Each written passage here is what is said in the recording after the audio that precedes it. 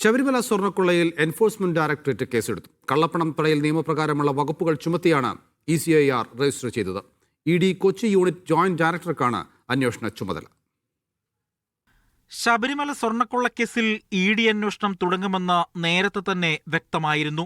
കേസുമായി ബന്ധപ്പെട്ട FIRകൾ ആവശ്യപ്പെട്ട് കോടതിയെ ED സമീപിച്ചു. കേസുമായി ബന്ധപ്പെട്ട മുഴുവൻ രേഖകളും EDക്ക് കൈമാറാൻ കോടതി ഉത്തരവിടുകയും ചെയ്തു. EDക്ക് കേസ് കൈമാറുന്നതിനുള്ള പ്രത്യേക അന്വേഷണ സംഘത്തിന്റെ എതിർപ്പ് തള്ളിക്കൊണ്ടാണ് കേസ് രേഖകൾ കൈമാറാൻ വിജിലൻസ് കോടതി ഉത്തരവിട്ടത്.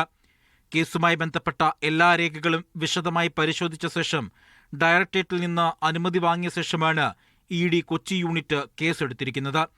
നിയമവിരുദ്ധമായ പണമിടപാടുകൾ നടന്നിട്ടുണ്ട് എന്ന നിഗമനത്തിൽ PMLA ആക്ട് പ്രകാരമാണ് EDയുടെ തുടർ നീക്കങ്ങൾ.